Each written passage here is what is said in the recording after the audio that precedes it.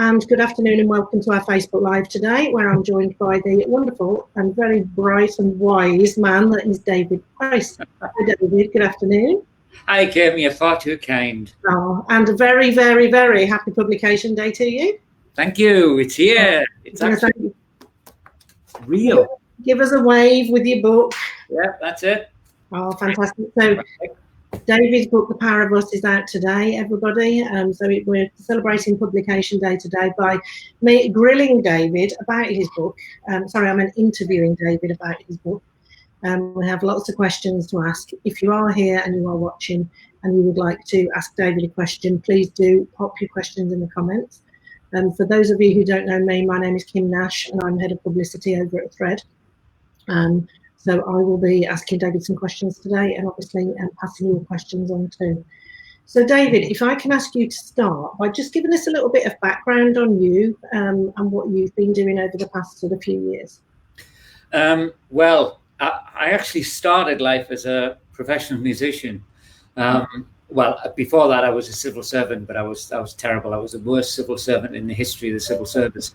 And then I was in bands for a while, and then I kind of drifted into education without there really being a plan. And the last kind of proper job that I had was director of learning at the Liverpool Institute for Performing Arts, which was a school that Paul McCartney set up, and the late Sir Ken Robinson was the chief external examiner there. So I got to work with some fantastic people. But round about 2000, 2001, I did what then I guess was less common for people, certainly over the age of 40, which is I went back to being a freelancer.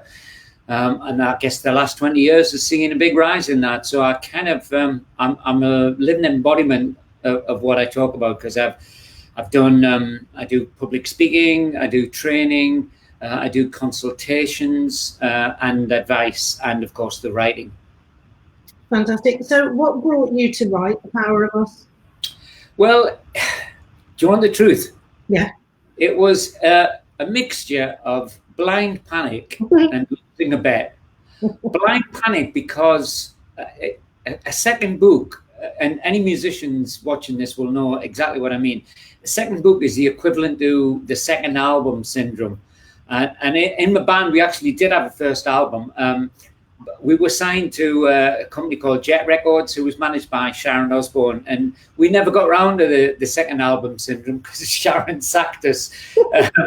But you have this thing that you've all your songs have been used up and you're going to have to write some more. And in a sense, my first book, Open, was the kind of culmination of about 15 years of thinking about this kind of stuff. So I was kind of wondering what to write about, and I started to look at some of the work that I was doing in terms of consultancy work, which was I was often being asked to come into organizations and in inverted commas make their staff more innovative. And I used to think, why is it that some organizations are really innovative and others aren't? And so I started getting this idea, which eventually became The Power of Us. But the best part of it was that as I was formulating some of these ideas, I got an invitation to speak at South by Southwest, which is, a big ideas festival in Texas. This was 3 years ago. And it's impossibly cool, it's for hipsters. And I thought, well, nobody is going to come and want to listen to me talking about, I think the presentation was called something about people-powered innovation, meet your new best friend. And sure enough, with about 5 minutes to go in this huge hall, nobody had turned up. And I said to my wife, listen, if more than 10 people turn up, I'll turn this into a book. In the end, about 500 people turned up. And I said, if you think there's something in this, let's stay and talk about it. And a large number of them did. And then I started telling people about what the book was about. And people go, oh, you need to talk to such and such a person. And I was getting all of these references. And I thought, yeah, there's something going on here. And I need to investigate it more deeply. So that was really the start of 2 years of traveling around the world. A lot of it, I was already going to places for work, but I made sure that I had a kind of list of places that I knew were highly innovative. And I wanted to find out, what made them tick. And that's really what the book's about, which is looking at organizations. And by that, I mean anything from, Patagonia, Procter and Gamble, big corporations, right down to loose collectives of, hackers and very kind of informal organizations, really. And you obviously did a lot of research into it and talking to these companies. How did you approach all of that? And were they quite open to talk to you? Most were, I'd say, yes. I never made any pretense at, a kind of empirical study, even though I've come from a kind of academic background. I didn't want to write an academic type book. So it isn't like I've got, case studies of highly boring organizations. I kind of self-selected. There were people that I had this big folder on my hard drive, and it was just bulging with places that I thought, oh, they look interesting. So what with personal contacts and just writing to them. I mean, some people were incredibly helpful, like Gary Ridge, who's the CEO of WD-40 company, which is a huge, everybody's got a can of WD-40 under the sink. And I just sent an email to Gary and said, could I come and talk to you? And he just said, yeah, how long do you want? And he gave up, what turned out to be the best part of the day, which was fantastic. So, people, and I suppose it goes to part of some of the qualities of these highly ingenious organizations, that they're very open, they're porous, they welcome ideas from outside. So you're more likely to get a positive response, I guess, from those kinds of organizations. Absolutely. So you have two Claires in your life, one that you're married to and one that is your editor. Claire, I'm hoping your wife Claire might be around somewhere. And the other Claire is here as well and says hi both. And Claire's left a couple of questions for you as well. And Jamie's joining us as well and says, in the Parabus, David refers to a relentless optimism towards the end, with examples of how it plays a part in powering collective innovation. Looking to the future, does David feel optimistic that the power of us as a form of community-enabled innovation will create a smarter world, or will the dogma of the past hold us back? And Jamie, would love to know your view on that, David. Well, yeah, that's a very long question. That's almost itself. But the short answer is yes, and the reason for that is that if I had any lingering doubts about this notion of user innovation, the COVID pandemic, confirmed it in bucket loads.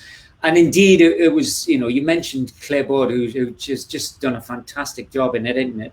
And Claire basically said, when it came to the structural edit, there's a lot of stuff which is currently going on. Black Lives Matter had happened. And I thought, crikey, I'm going to have to pretty much rewrite this book in the light of all of this.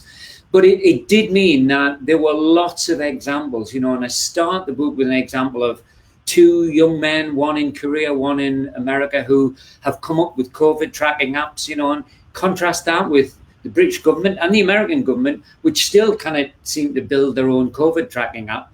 And yet a couple of young kids living with their parents managed to do it. So there is a sense in which I think right now, and COVID's brought that home, that communities are outperforming bureaucracies. Now, what will that mean when we start to put all of this back together again? Because, you've just got to look at any news bulletin to see, cities are being hollowed out. Timescales are completely different. If we can build a hospital in 8 days, surely we're not going to go back to, clinical trials that take 10 to 15 years. So I think how we do that is going to be the key question. And I guess the call to arms within the book is work with users, because you can't ignore them. One of the examples that I give in the book is a group of people called IKEA hackers. And people might not have come across them, but there's hundreds of thousands of people around the world who form this community, and they buy IKEA furniture, but then they throw away that leaflet that you get, which tells you how to make it. And they just think, what can we do with this? And they make all kinds of wacky stuff and then take photographs. Well, IKEA got to hear about them and sent them a cease and desist letter and said, you know, you've got to stop doing this. And they said, okay, well, we can hack anybody's furniture. So we were buying yours. Do you want us to buy somebody else's? Unfortunately, you know, IKEA kind of saw the light and said, okay. And they've now got a part on their website, which is for hacking furniture and allowing users to come up with ideas for new products. And that's really, I guess, part of the distinguishing feature that I found in those organizations. They either are porous and open enough to bring users in, or they will look at the mindset that those user communities have, you know, the hackers of the open source community. And they'll bring that thinking into the organization. And it's a very difficult thing to do, because as organizations mature, they become dominated with what I call the producer mindset. But those companies that either involve their users, like BrewDog, that's another one of the case studies that I've got. You know, it's a community-owned craft brewery, 130,000 members, and they involve them at every stage of new product development. So those who recognize that, I think will flourish. I think those who try to ignore their users and don't just use them as marketing devices, you know, but actually say to them, what are you working on? What can we help you with? And that's a completely different mindset. But I think we're going to need that, because let's face it, everything changes from now on. The world is not going to look the same as it did 6 months ago. Absolutely. What do you think is the biggest challenge facing businesses sort of over the next 12 months? Well, survival, that's one. Obviously, some businesses have done very well. Anybody who operates tech equipment or anything to do with, you know, streaming Zoom must have been boring. No, David, I have to say, I used to work for a network marketing company, and we used to use Zoom all the time from sort of 5 years ago. And I was so ridiculously stupid because I wish I'd have bought shares. Yeah, absolutely. But I think, I think those who are focused on people, you know, and I do talk about people-powered innovation a lot, but I think that those who are who concentrate on that, and I don't just mean now businesses, you know, we were already seeing lots of things like, you know, communities saying, don't close our local pub, we'll take it on, we'll look after it. Libraries that are community owned. There's been a whole very much, it's been Steve Flowers from Kent Business School said it's the invisible industrial revolution hiding in plain sight. This stuff's been going on. It's just been waiting for the moment when it would really kind of, you know, take off. And I think that moment is now. I think when we start to look at how we make our public services work, how we involve people more. You know, we've still got a climate emergency. So what are we going to do? Are we going to tap into people like the school kids who've been striking all over the world and are incredibly well organized and well networked? Or are we just going to pretend that the last 6 months hasn't happened? You know, I think that would be stupidity if we did that. I mean, one of the questions I've got down here is, how do we sort of nurture our youngsters? You know, this is a book probably that the adults will be reading, but some of the people that we need to get to kind of to take this this new culture forward are going to be the youngsters. And how can schools and, you know, teachers, young people, how can they harness all of that? Well, I think that, you know, coming from an education background, that to me is where my heart lies. And the penultimate chapter in the book, I think it's a penultimate. It's called "The Future's Theirs: Meet the Problem Solvers."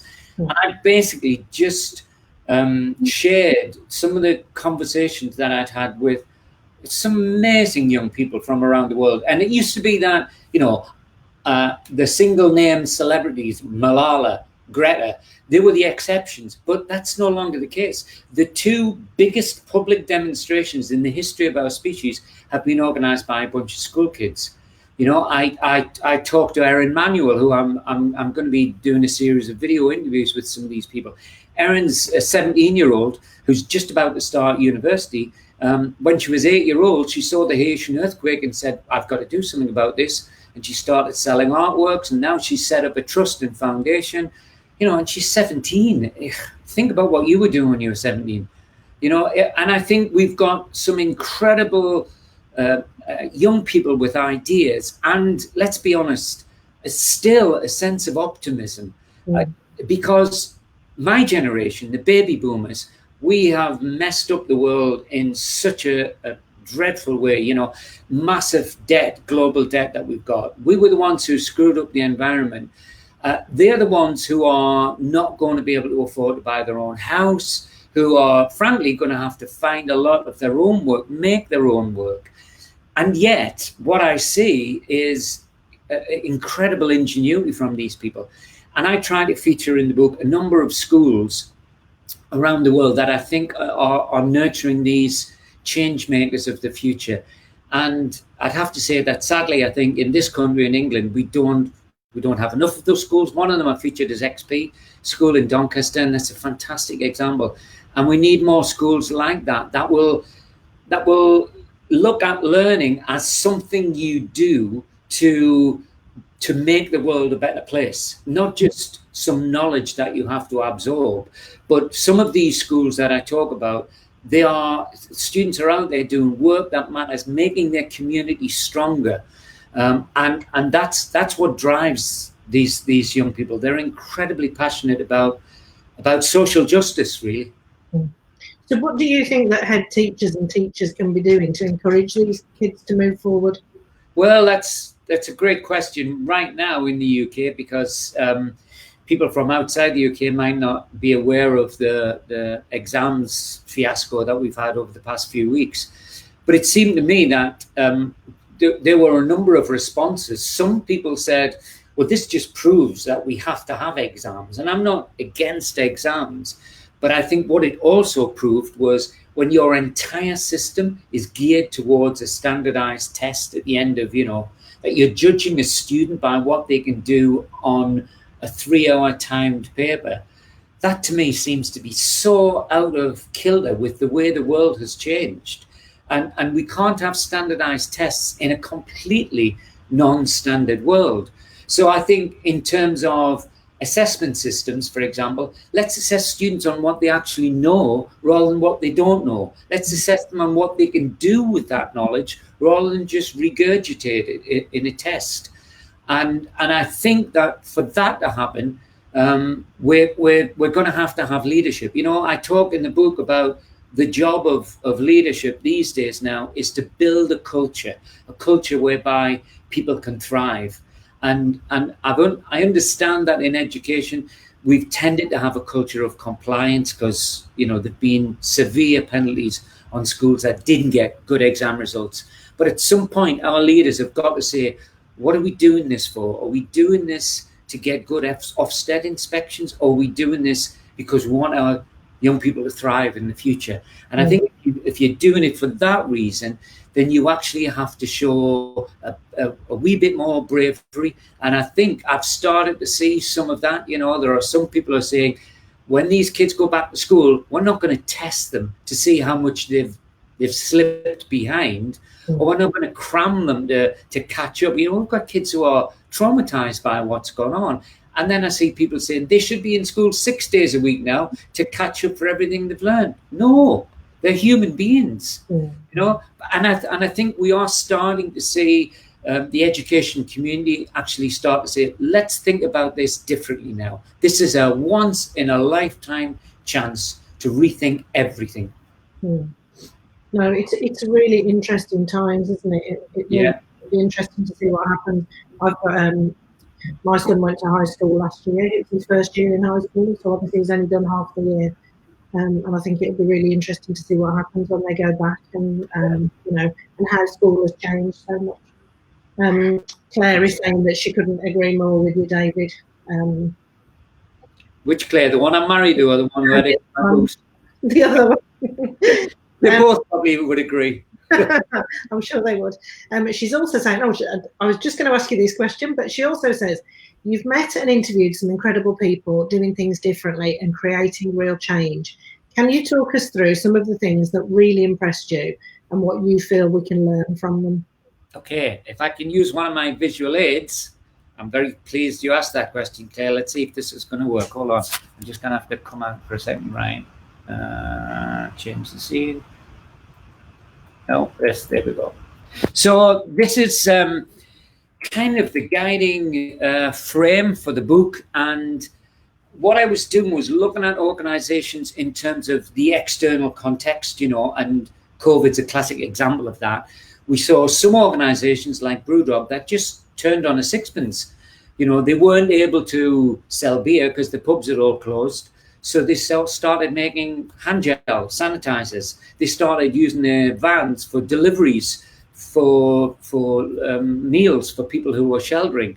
And yet we had others who were just frankly, rabbits caught in the headlights. But the context is really important. The mindset of the organization is also fundamental. And that's when I talk about bringing this user innovator mindset. But then what I could see in some of these organizations was that they had a different kind of operating system to most people. So they were kind of flat organizations. They tended to be largely self-managed.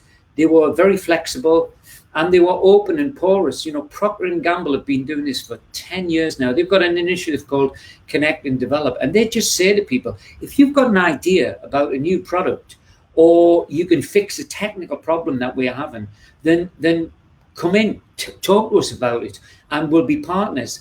They have a research and development roster of about 9,000 people, and yet they still say, let's look outside. And it's not that looking out and bringing those ideas in is now 35% of all new products come from outside of the organization. So that was a common culture. The other thing is that they tended to be highly collaborative. So Gary Ridge, who's an Australian and understands indigenous culture in Australia and how those lessons are learned, he has created a fantastic learning environment. But he calls WD-40, the people who work there, a tribe. They have a common language. They share the same aspirations. They're working towards a common purpose.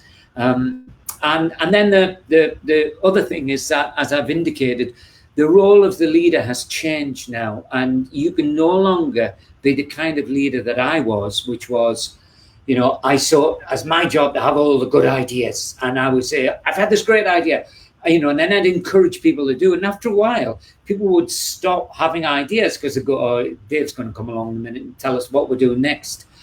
And I realized that was wrong. And what the trendy phrase is servant leadership, that we've got leaders now who are very caring and nurturing. Well, that's true.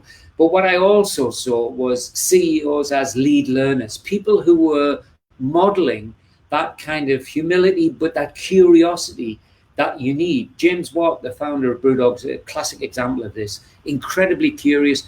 And BrewDog is an amazing learning community. So the other thing that they've all got in common is a belief that we are the joy in work is about learning and learning how to do it better. Americans talk about this concept of mastery, which is defined as making daily progress in meaningful work. And I think good leaders tend to do that. Bad leaders tend to point out people's deficiencies, their weaknesses. Good leaders tend to praise people and say, this is what you're good at, so you've got freedom to develop that. And as a result, the other thing that's in common with these organizations is they have phenomenally high engagement rates and incredibly low churn rates. 4% of people leave WD-40 company in any given year. That's tiny, but that speaks volumes. So yeah, Claire's right. These are incredible leaders. But what was fascinating is it's not necessarily about experience, or it's not necessarily about skill set. One of the phrases I use in the book is mindset will beat skill set any day of the year. And these great entrepreneurs, they will find a solution to the problem that happens to meet the skills that are available. But they've got the kind of mindset of building a community of learners within their organization. Okay. Oh, I'm going to pop back on the screen here, I think. Okay. So talking about that and taking that a little bit further, obviously mindset is very important. Do you feel that mindset is something that you can teach somebody, or do you think it's something that people are born with? Let's go back to that whole nature and nurture debate. Yeah. Well, good. I'm glad you asked that question, because I've got a further visual aid. In the book, I try to make a distinction between what I call the user innovator mindset, which is, all of us have experienced this at some point. We've had, a household piece, household utility, and it's not quite worked for us. So we've tinkered within, we've just adjusted it, and then it meets our needs. 54% of all new products and services are created by the users themselves. Not many people would understand that. In fact, when they asked CEOs what that percentage would be, they generally estimate about 20%. So it's more than double that. And we take that ingenuity for granted. But I think the interesting part about it is that they are willing to take risks, because generally speaking, they're not in it for the money. They are in it to learn, to experiment, to tinker. We've got the maker communities now, which have sprung up all around the world. We've got the artisans. We've all learned how to make sourdough bread and realized it's a lot more complicated than you think, and it takes 3 days. So why don't you just bloody buy a loaf of bread? So, but there are people for whom, that's their passion. And the interesting thing is, when they come together, they can do incredible things. And one of these user innovator communities that I talk about is a thing called the Homebrew Computing Club, which started off in the 70s and was essentially a group of coders who happened to live around the Silicon Valley area. Of course, there was no such place as Silicon Valley then, but they would come together and essentially they built the world's first personal computer. Because I know young people don't understand this, but there was a time when if you wanted a computer, you had to make it yourself. And they did. And two of their founders were the two Steves, Steve Wozniak and Steve Jobs, who then, of course, adopted the producer mindset, which I think is really interesting. They switched from the user innovator mindset. They benefited from all that expertise that the community gave freely. There was never any money changed hands in these clubs. And then they built Apple, and Steve Jobs famously, okay, the guy's a genius, but he famously said, we're not going to do any market research. We're just going to make great products and people will buy it. So I think they switched to that producer mindset. Now, in Apple's case, you could say, well, it's worked for them. I'm not sure it'll continue to work going into the future.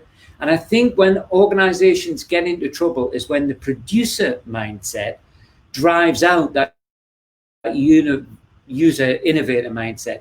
And a classic example of this, for those of you old enough to remember, for musicians, there used to be a place called MySpace for unsigned bands, and you'd go along and you'd put your music up there. Rupert Murdoch thought, I'm going to have some of this. And he paid $580 million for MySpace. And within weeks, it had emptied out because those musicians just said, you don't share our mindset. You've got a completely different set of values. So we're going to go somewhere else. And that's when organizations get into trouble, when the user innovator way of thinking gets lost and the producer way of thinking dominates. Cool. Okay.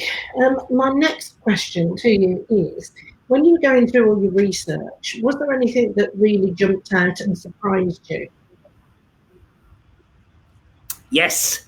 And I remember the moment because I haven't really talked about what that culture, that highly innovative organizations is made up of.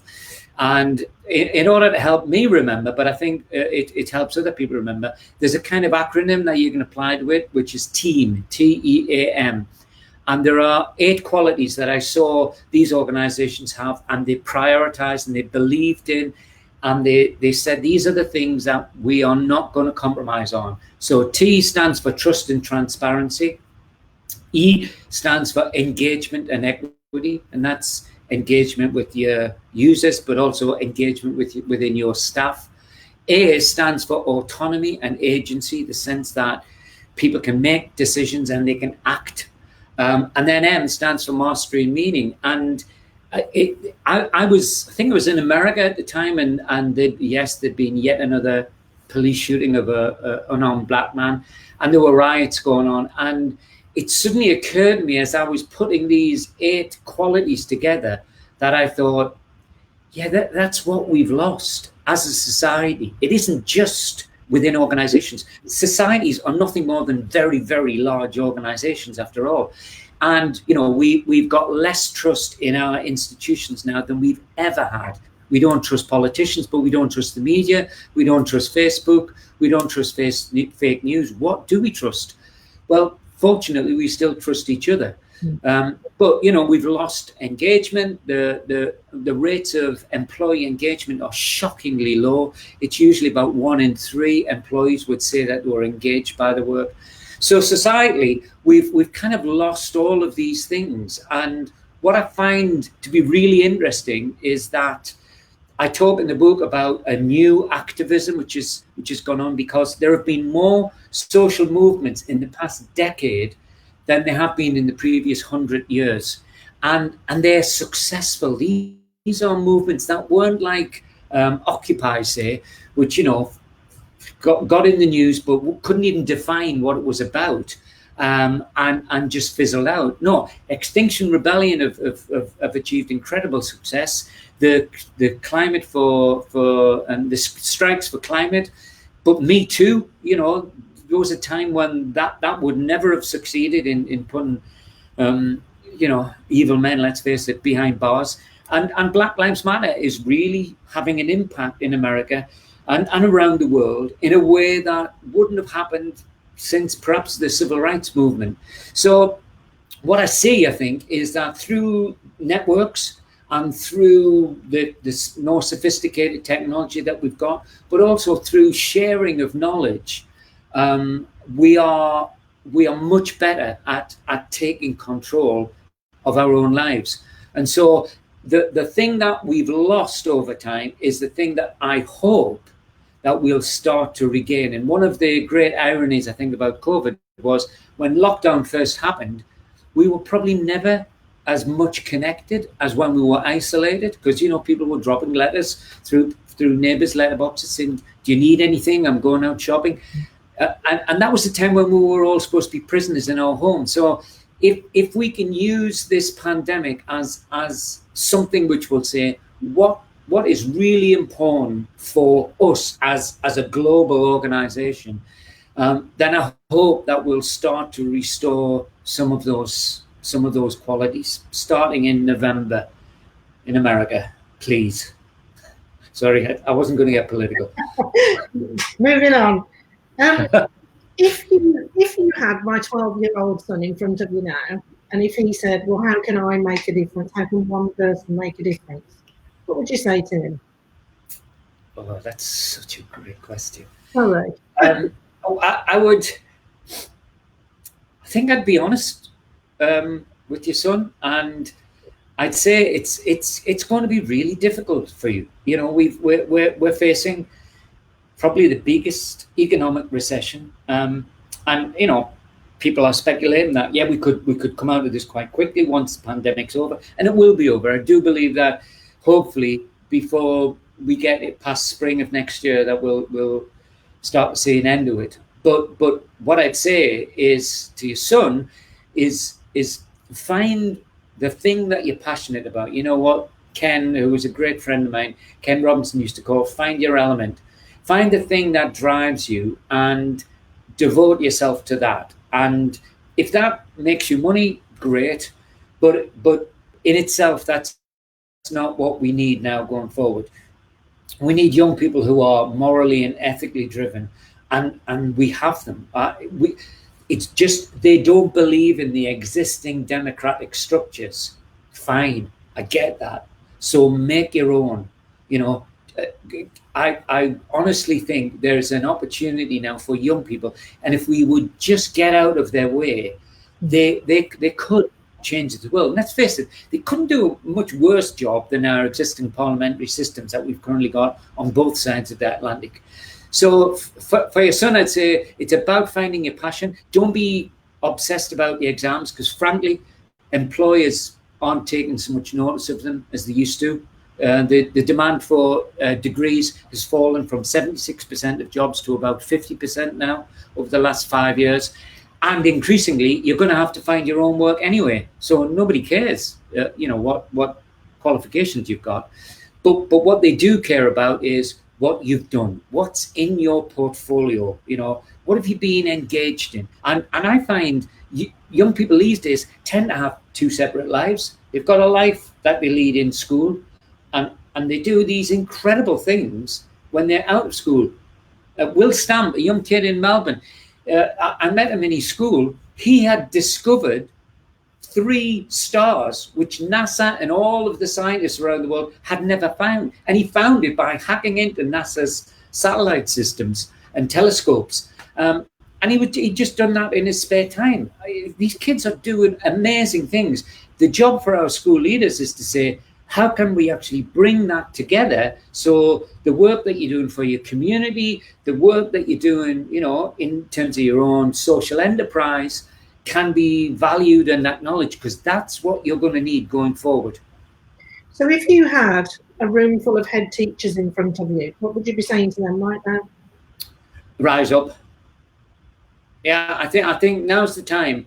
And I do know of quite a few head teachers and certainly quite a few principals in the US who are saying this has got to stop now. We're losing staff. The retention rates in education are dreadful.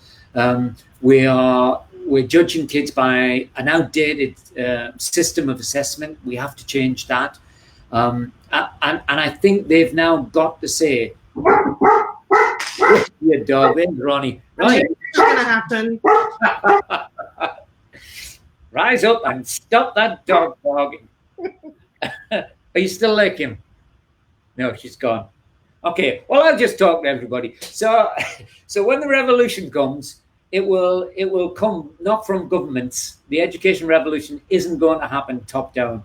It's going to happen bottom up. And for that to happen, we need to get parents re-engaged in the discussion about learning. And we've never had a better opportunity, because parents have been getting first-hand knowledge of what learning looks like during lockdown, and we need to build on that. Now that they've got an understanding of what learning they want for their child, they need to be partners in developing new curricula, new ways forward. She's gone. No, I am here. Oh, she's back. Yes. No, I didn't even rush off and shout at him like I would if there was. Abby Demore says, "Hi Dave, how do you define innovation, and have your thoughts on what innovation means changed at all during the process of writing your books?" Right, Abby, thanks very much for that question. That's a kind of a landmine just waiting to trip on. I'm actually gonna not even attempt to say what I think innovation is, because often it gets mixed up with creativity. I think innovation for me, and this is just my personal definition that I used in the book, which is a change which kind of brings value. But I prefer the term ingenuity, because I think innovation is one of those words that it's lost all its meaning. It's like community. Nobody really knows what it means anymore, or creativity. But I think ingenuity, you look at the Latin root of the word, and it is about engineering solutions. And I think that, to me, was how I changed my thinking around it, because I could have a great idea for a new product. That might be innovation. But that product might not actually be meeting anybody's needs. If it's not solving a problem, and the tech world is full of these things, gizmos and gadgets that you think, well, I don't have any need for that. But I think solving a problem is when ingenuity comes into it. And the point I'm trying to make in the book is, historically, we've seen, the inventors in sheds as being these kind of slightly eccentric geniuses who are ingenious. And I think what we need to aspire to is mass ingenuity, so that we build organizations where new ideas and solutions are just a daily occurrence. And in the organizations that are case studied in the book, that's how it is there. And those ideas can come from anywhere. They're not related to status. There's many organizations where it's only the higher ups who are allowed to be innovative. And that's not sustainable in this world. Who would you really want to read your book? As many people as possible, obviously. I would really like young people to read it, and I know it might be considered a book for adults or even parents or business leaders, but I actually think that a lot of young people would kind of read it and recognize the way that we've screwed up the world, and they'd probably just kind of give a wry smile and say, well, yeah, we knew that. But I would hope they might read it and feel a sense of empowerment that they really can make a difference, and that we need them. Let's face it, the challenges that we've got over the next 30 to 40 years, the clock is ticking on them. If we don't do something about the climate in the next 3 decades, it'll be a catastrophe. And I'm not going to be around to fix it. So it's the young people who are at school now who need to come up with those solutions. They're going to have to come up with solutions for mass migration, which is partly climate change linked, but we're not going to stop people from, desperate parts of the world from moving around. At any time, there are close to 1 billion people on the move. That's going to continue. We need all of those problems solving within the next 20 to 30 years. So the clock's ticking, and the sooner young people get on with it, the better. And the sooner we get out of the way and let them do that. And for that we need, new ways of looking at higher education. We need different kinds of apprenticeships. There's a new university just starting up in London called the Interdisciplinary School, and it doesn't offer degrees. Well, it does offer degrees, but not in subjects. So students there work on, big global problems like how do we bring an end to malaria? And that's the kind of education systems that we're going to need going forward. Was there anywhere that anybody or any particular company that you would have loved to interview but didn't get round to? Good question. There was a ton of. I have a folder now, which is it initially was going to be stuff for the next book, but it's not, because I'm not going to write the next book as a kind of follow on to this, but it would be organizations that were kind of doing this, and sometimes I could fit it in, and Claire as editor, I would say, oh, have you heard about this? And she was as bad as me. She'd say, when George Floyd was murdered, she said, you're going to have to include it. And so I just thought, this book is never going to end, and there were organizations. And once you talk more about this, you hear about more and more of these organizations, some of whom were really interesting, and I just ran out of time and space, couldn't fit them all in. I know that you talked and you did a lovely tribute to Ken Robinson at the weekend. Yep. And we're all very sorry to hear of his passing. He's been a huge influence to you along your career, hasn't he? How has he supportive to you, David? Sorry, I missed the last bit, Kim. How has he been supportive to you along your career? Oh, God, incredibly. I mean, what we were trying to do at the Liverpool Institute had never been done before. We were saying, as a performing arts institute, you need to be, you need to work in more than one discipline. And so we needed a kind of polymath to be the external examiner for all that. And there was only ever one person in my mind who could do that, and that was Sir Ken. But more importantly, on a professional and personal level, he stepped in at times. I tell the story in the acknowledgement section in the book. When I was first thinking that maybe I had a book inside me, by pure chance, I happened to bump into Ken at Heathrow Airport on one of those shuttle buses. He was coming in from LA and I was coming in from Australia. And he asked what I was doing, and I said, well, I'm thinking about maybe writing a book. And he said, well, you've got more than one book in you. And then when I was partway through the research period for that, he just sent me an email, and all it said was, don't leave it too long till you start putting words on a page. And I thought, how does he know that? How does he know that I'm putting that moment off? So on that kind of level, fantastic.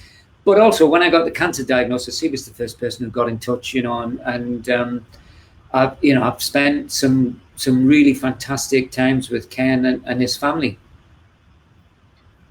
Thank you for sharing that with us.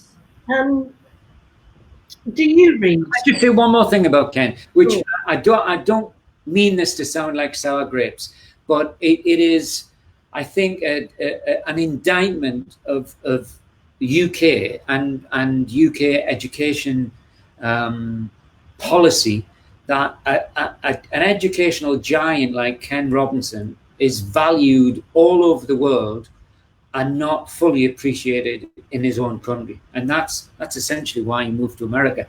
And I hope, and I know that we had a conversation yesterday, a couple of us talked about what we can do in terms of not just paying tribute to Ken, but making sure that his legacy continues. And I know a lot of people are currently saying, what can we do to make sure that what he started, we see it through?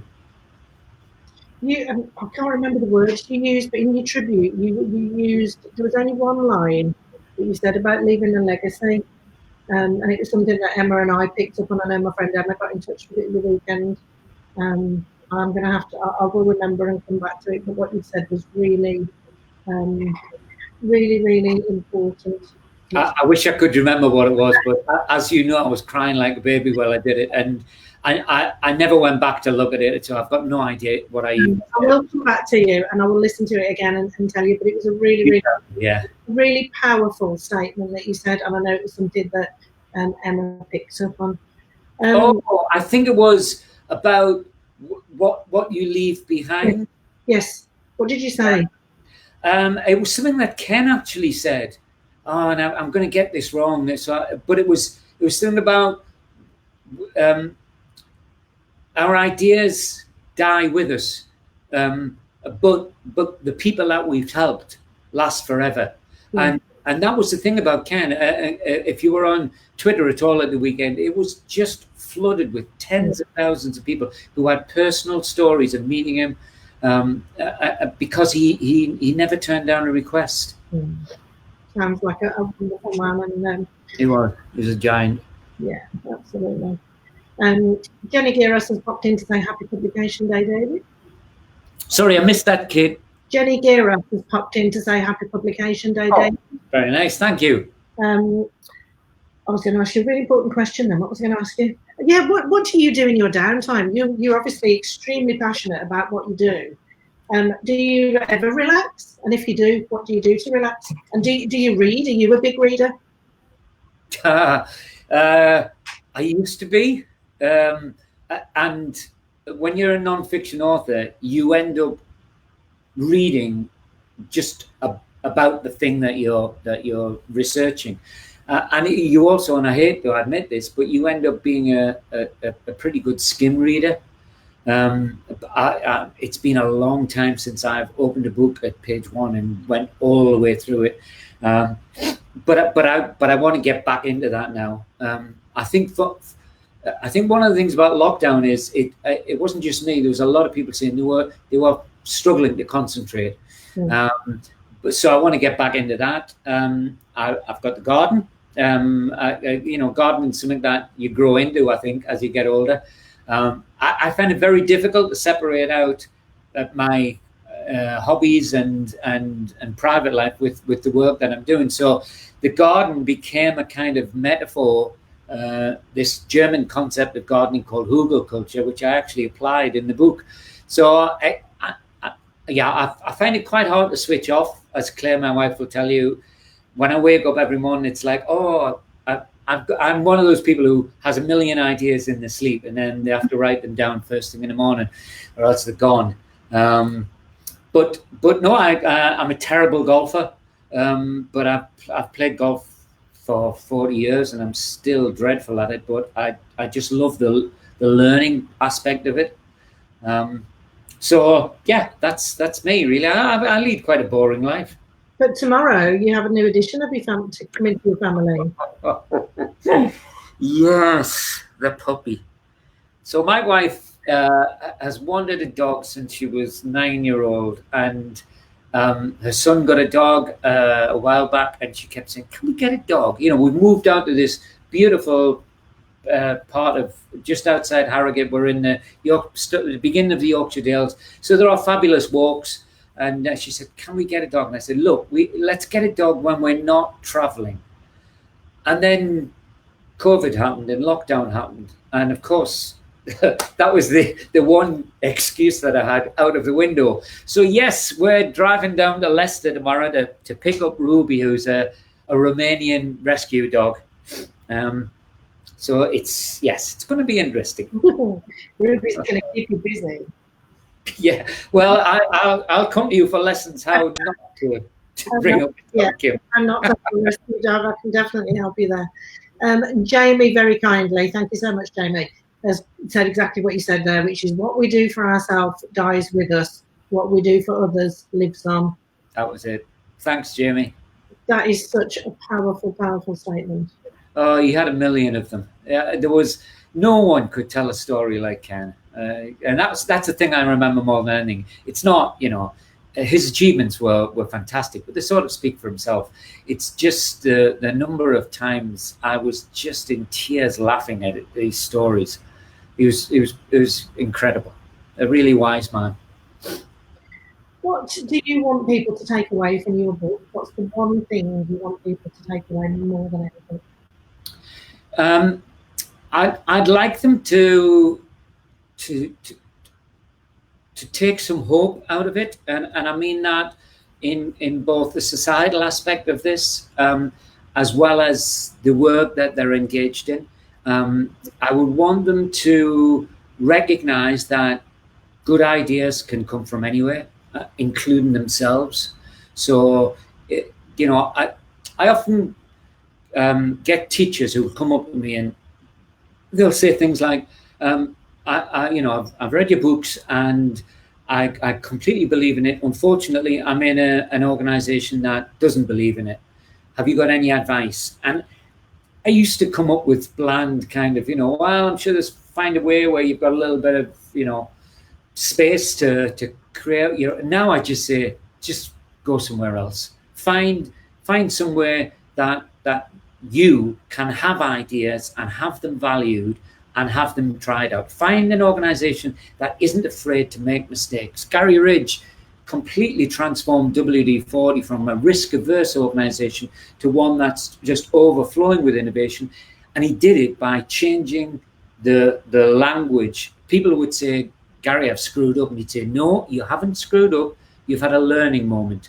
And he gradually built a culture where people weren't afraid to make mistakes. And sadly, we've still got too many organizations where that culture exists. But we've got a lot of new organizations. The new tech organizations tend to have a much more kind of risk tolerance. And I think they're willing to try things. So what I would want people in the book is to think, there's another way of structuring business. It doesn't have to be this kind of hierarchical ideas flow downwards. I hope that leaders will look at the book and question their own leadership and say, am I doing the best to get people to play to their strengths and to feel like they can be ingenious, that anybody can be ingenious. I once did a consultancy, and it was a company that I won't name, but at the end of 3 days, the walls were just covered in Post-its and ideas.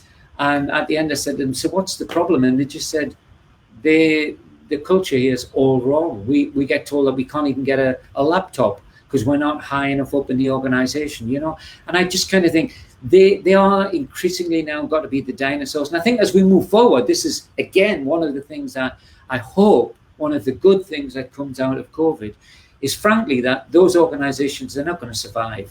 And the organizations that do survive will be those that say, yeah, we understand, like, Twitter did and said, you don't ever have to come into the office again if you don't want to. If you want to, that's fine.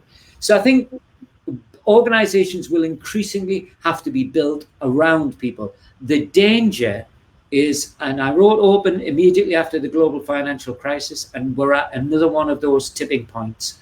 The danger is that we have leaders in organizations who just say, you're lucky to have a job, suck it up, and we've got a government, frankly, that's encouraging that kind of attitude. Come into work or else.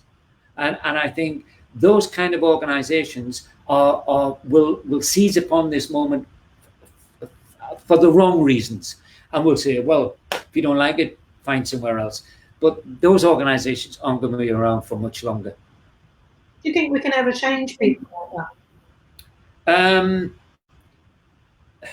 One of the best line managers I ever had, because I'm this Pollyanna character, and I'm constantly thinking people can change.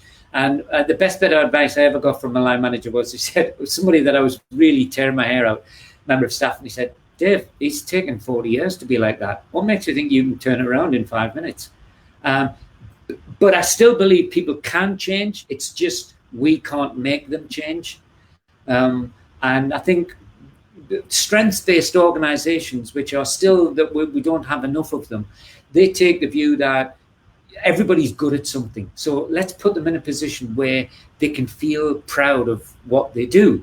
And I think you can do that. But ultimately, and Gary talked about this, James Watt talked about this, sometimes the best favor you can do to somebody is to say, you're not happy here. Go find somewhere where you can be happy. And I think that's, life's short. So people who are unhappy in their work, I always think my father used to say to me, find a job that pays the most money, because you're never, ever going to enjoy work. And so I thought, no, so I became a musician. So no money at all, but boy, did I have a good time. And I think increasingly now, the millennials and Generation X, Y, Z, and wherever we're up to in terms of the alphabet on that, are increasingly of the mind that they view work as something that helps them understand the world better, that helps them understand themselves better, that helps them learn and grow as a person. They're not that bothered about the money like they used to be. It's not about the perks, and the free snacks at Google, but it is about finding a place where you can feel you can grow as a person. And that, I suppose, that one word, growth, is what we should be redesigning our education systems to do. I feel extremely fortunate to work for a company that is forward thinking in that way. When Booker Joe was set up, Oliver taught us all to behave in that way, and we're incredibly proud to be that way, and we're obviously incredibly proud to publish The Power of Us, David, and thank you for allowing us to do that and to get your message out to the world. Thank you, Kim, and thanks for all the work that you've done promoting the book. Oh, it's an absolute pleasure. Thank you to our audience for joining us today. David, I could sit and talk to you all day. Your passion just shines through, and you're so interesting. And he's now plugging the book, and I think he wants you to go and buy it, guys. So, yes. And the audio book, because I've spent 5 years trying to lose this Geordie accent, and I sound fantastic on there. No, it's Matt Addis who narrates the book, and he's done an incredible job. Fantastic. So, well, thank you so much for giving up your time today, David, to chat. You're welcome. I've really enjoyed chatting to you, and everybody just needs to go out and buy your book. And let's change the world together. Yep, absolutely. It's the power of us. Absolutely. Thank you all so much for joining us. Thanks.